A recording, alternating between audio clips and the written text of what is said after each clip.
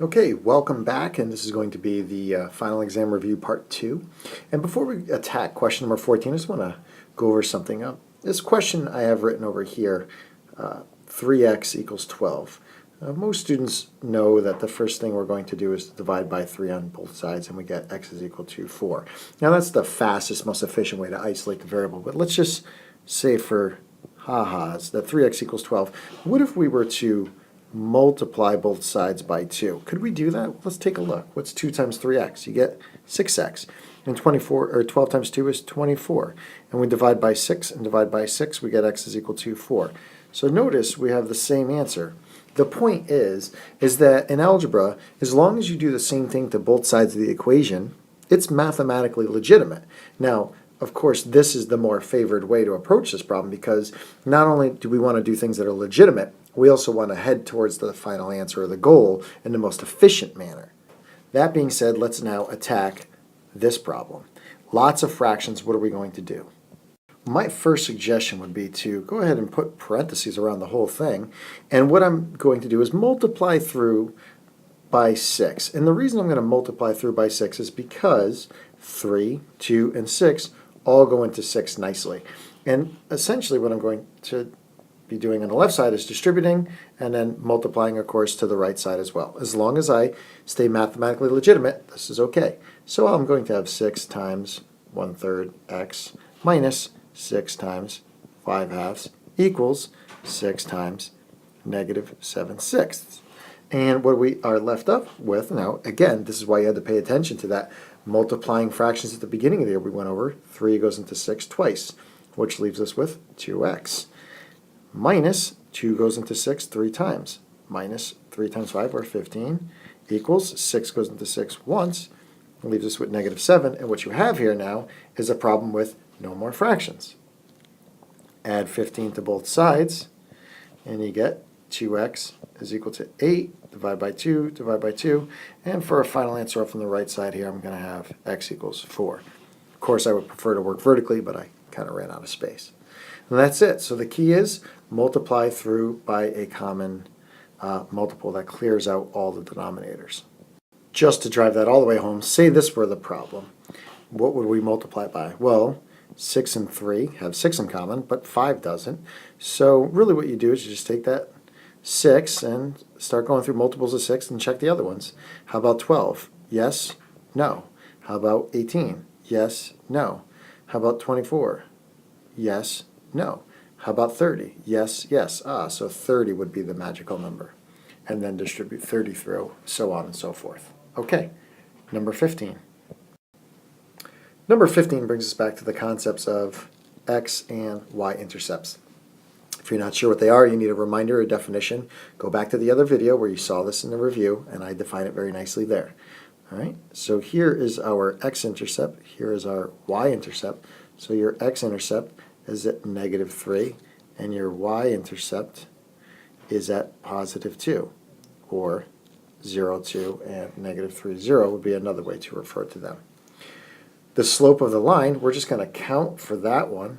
So as we count, remember we want to do change in rise, which is change in rise over change in run. So our change in rise, as we move from, again, left to right, we're going to go up 2 and right 3. That's up 2 and right 3. Whoops. Up 2 and right 3. So our slope is going to be up 2, right 3, 2/3. So now to write the equation, right, we're going to write the equation in y equals mx plus b form, right? That's slope-intercept with a number for m and b. And remember, b is your y-intercept, so it's simply going to be y equals 2/3 x plus 2. Piece of cake. Press pause and read number 16 on your own and then come back. Okay, so what we have here is a system of linear equations, and we know that we're talking about children and adults. So I like to use letters that make sense instead of x and y. I'm going to use C for children and A for adults. So there's my defining of variables. Now for my first equation, I know that I have $6 for children, so 6 times the number of children plus $8 times the number of adults yields a total value of $3,180. I also know that 460 people total entered the park, so the number of children plus the number of adults is 460. Now when I go to solve my systems of equations, I need to choose between either substitution or elimination. Now, elimination is not really the favorable way to go. I'd prefer to use substitution. So what I'm going to do is take my second equation here and solve it in terms of C. So if C plus A equals 460, then by using a little bit of algebra, subtracting A from both sides will yield me that C is equal to 460 minus A. And now, wherever I see the value of C in the first equation, I'm going to substitute 460 minus A. That is 6 times, in parentheses, the 460 minus A, right? Instead of that C value here, I'm writing what C is worth, and then I'm going to fill in the rest as I see, plus 8A equals 3,180. Now take a moment and solve this equation for A.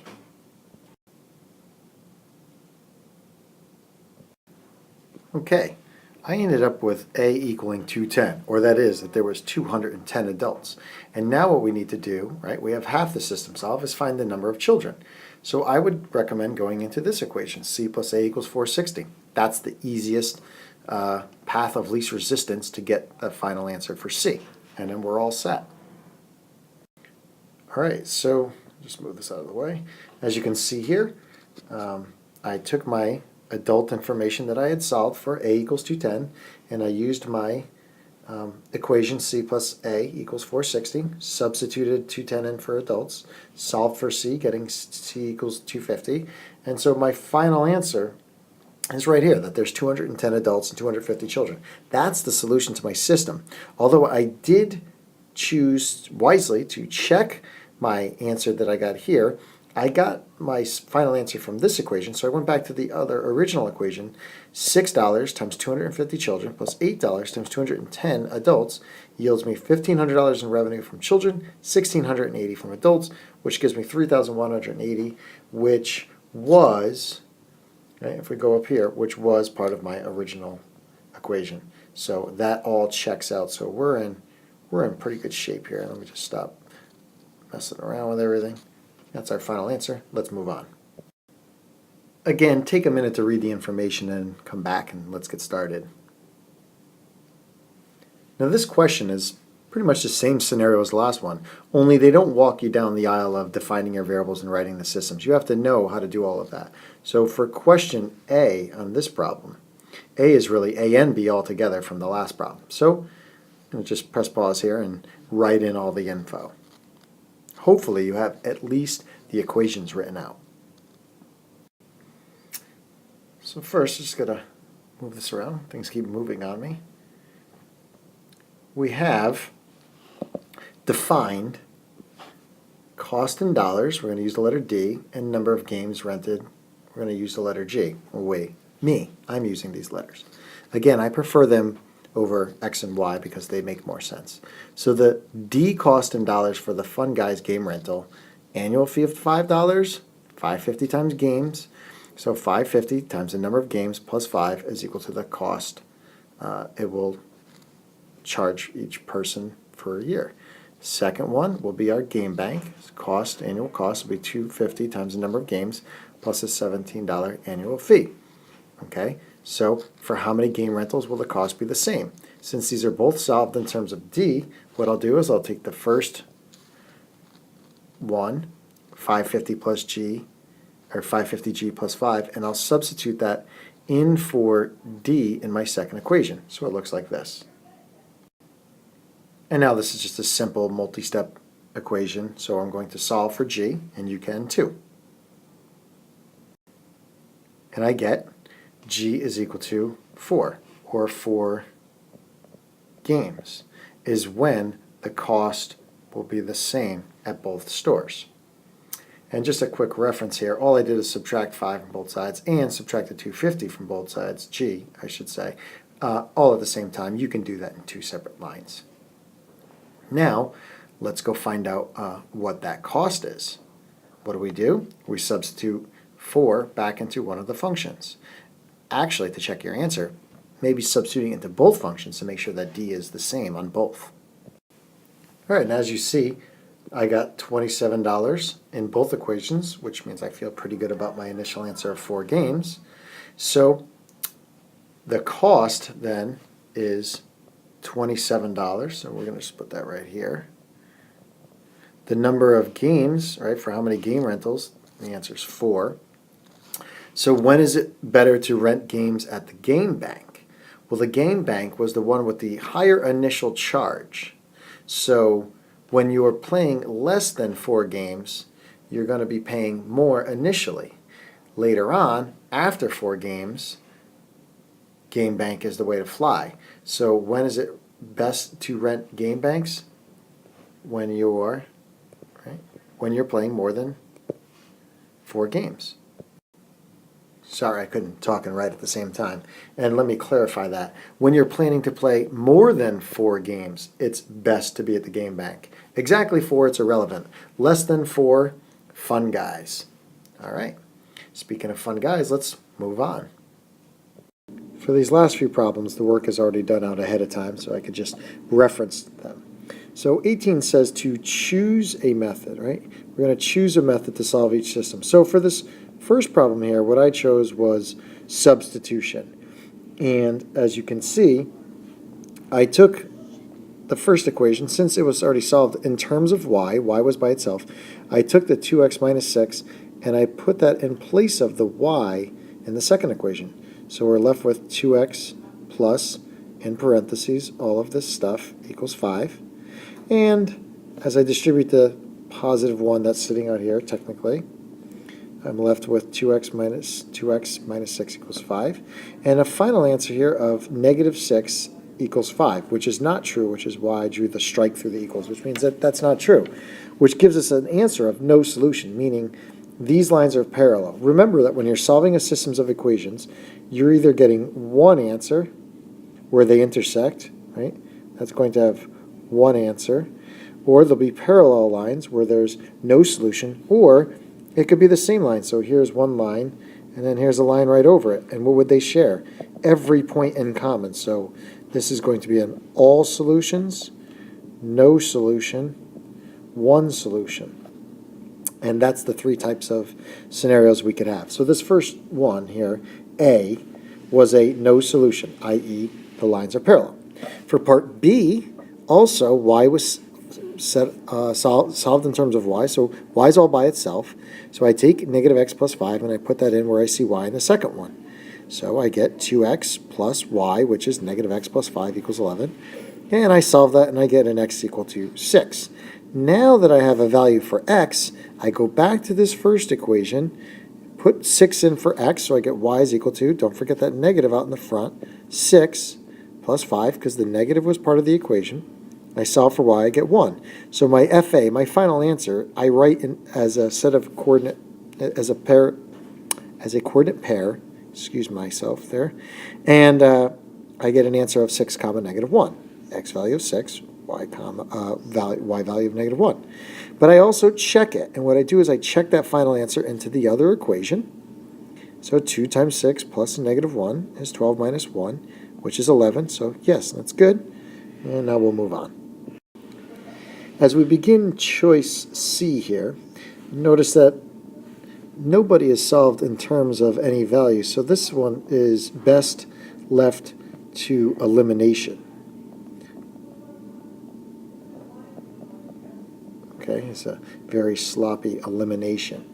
And the reason we want to go with elimination here is I have opposite signs and exact values. So as I combine these 2 lines, we'll see down here, I'm going to get a 3x, and the y's cancel out.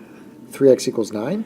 Divide by 3 on both sides, and I'm left with x equals 3. And as I take my x value, substitute it back into either one of these. I chose to substitute into the first one. I get 3 plus 3y equals 15, and when I solve for y, I get 4. So again, writing my final answer as a coordinate pair, I get 3, 4. I substitute those values for x and y into my second equation to check my answer. I get negative 6 equals negative 6, so we're good. That answer is pretty solid. For the last one over here, again, nobody solved in terms of any values. I don't have an x equals or a y equals. So what might be best here is if I just take the first equation and multiply by a negative 2. And when I distribute that negative 2 across, I get negative 2x minus 2y equals 6. I leave the second equation as is, and then I add together, right, by eliminating. The x's now cancel themselves out, the y's cancel themselves out, and the constant cancels out, leaving us with a true statement at the end. When you have something like that, then our answer is going to be all solutions. The lines are the same line. Remember, I said there was 3 versions. Either you get one answer, all solutions, right, they're the same line, or no solutions, parallel line. That's it.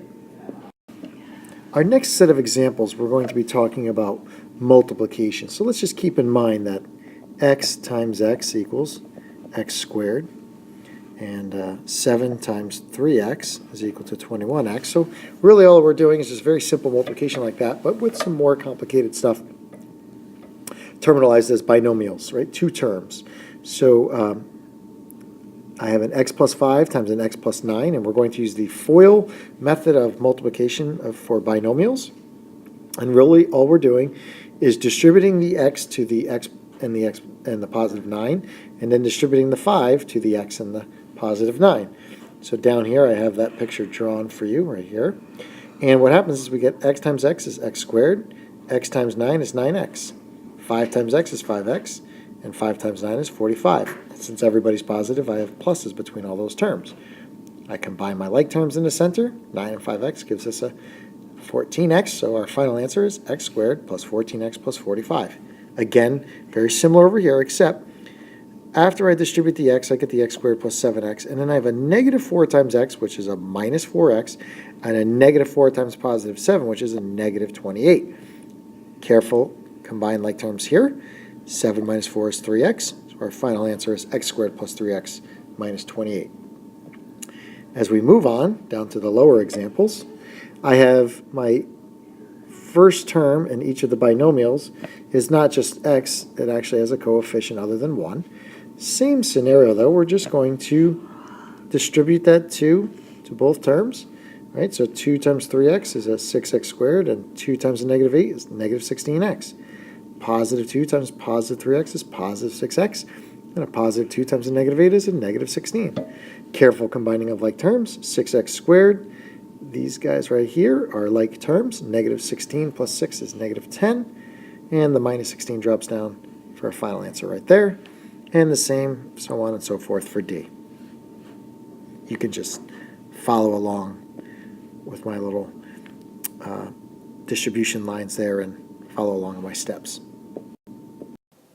This last set of questions for number 20, fairly challenging, involves the art of factoring. So if you understood what was going on in foiling, really what we're going to do is sort of consider the FOIL in reverse.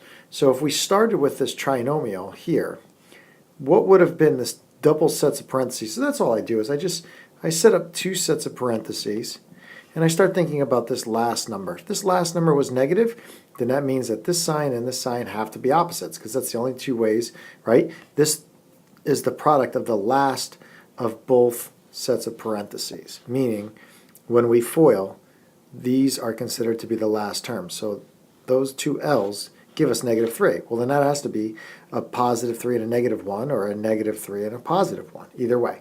Then the x squared, that is the product of our 2 first terms. So when I multiplied what times what, I got x squared. Well, that can only be x and x. And so all you have to do is think about the middle terms. And so this negative 2x is the result of the positive 3x and the negative 1x, or the negative 3x and a positive 1x. Which one of those would give you a negative 2x? This one here. So that's why we're going to choose the x minus 3 and the x plus 1. So what I had here were two options, and so we had to think about which one of those would give us the desired outcome, x squared minus 2x minus 3. So this is the final answer right here. How do we know that's our final answer? Well, if you turn around and multiply them, you'll go back to this problem up here. This is a concept in Algebra 2 that we'll start off with when you get there. Okay, let's move along again. We got b squared minus 15b plus 54. And again, these last terms right here, this negative 6 and negative 9. First off, the reason I chose the negative 6 and a negative 9 is this is a positive 54. So that means that my two last terms, again, this last term and this last term, when I multiplied them times each other, I got a positive 54. That means they need to be negative or they need to both be positive. And this sign will tell me which, because they have to add up to negative 15b. And the only way that could happen is if they're both negative. Why 6 and 9? Well, here are all the factors of 54. Yes, you have to know your factors. And this is why you have to know how to multiply without fingers and calculators. 1 times 54, 2 times 27. Yes, you should be able to divide 54 by 2 pretty readily. 3 and 18 will be a common set of pairs of factors of 54. And 6 and 9, I think you should already know off the top of your head right from the get-go. And so which set of these adds up to be 15? And why do I say add up? Because they're both negative. So that's going to give me a negative 6x when I FOIL it. That's going to give me a negative 9x when I FOIL it. And so which one of those adds up to be 15? The 6 and 9. So that's why I chose 6 and 9. I chose the double negatives because that was positive and that was negative. And the x and x, of course, gives me the x squared. Or really, my apologies, it should have been b minus 9 and b minus 6, but I think you get the point. Okay. So I move that out of the way and we take a look at C. Now C is a little bit more challenging, and I think this is probably left over for the more advanced algebra courses, but we'll go over it. If you look at 5, right, I have the factors of 5 right here, and then my factors of 24 are all right here. And now it's just a matter of getting the right combinations in the right spots. So I went with 6 and 4 and 5 and 1, and what I have these little like connecting pieces, and really all I'm checking is the O and the I in FOIL. Okay, I don't need to check the F and the L. I know that 5x times x gives me 5x squared. I know that 6 times 4 gives me 24. I know that I need one of them to be positive, negative. What I want to know is, what about the O and the I? Is 6x and negative 20x what I want?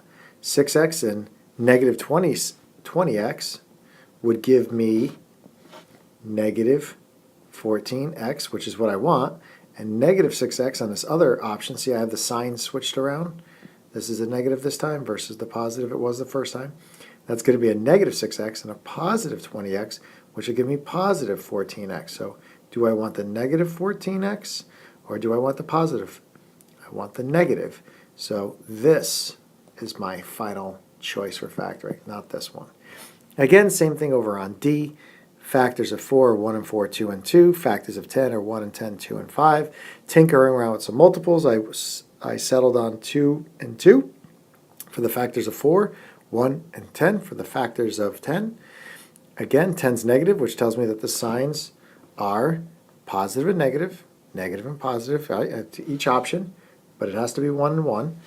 And so here I'm going to get a positive 2x and a negative 20x for a grand total of a negative 18x. And after combining like terms, down on the other version, I get a negative 2x and a positive 20x for a final version after combining like terms of positive 18x. That's what I want. I want the positive 18x. So that's my final answer. And that is the end of a very lengthy review. Good luck.